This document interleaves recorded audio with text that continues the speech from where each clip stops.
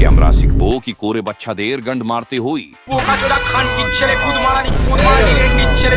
বাচ্চাদের বিচি খুব চৌথো হই, ঠিক আপনার মোটো হাতর থাতো অনেক বড়।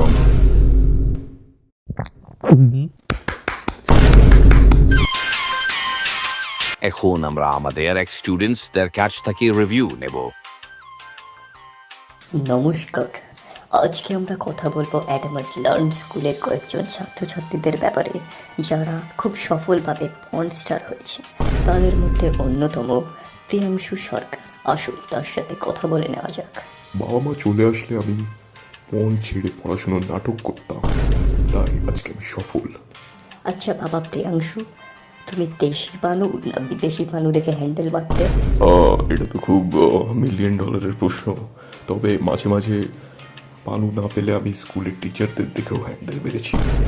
বইয়ের নিচে লুকিয়ে রাখতাম আমি আমার পড়াটা। তো সেটা খুবই ইন্টারেস্টিং ব্যাপার, খুব চ্যালেঞ্জিং ছিল। টিচারকে দেখে হ্যান্ডেল মারাটা অবভিয়াসলি খুব চ্যালেঞ্জিং।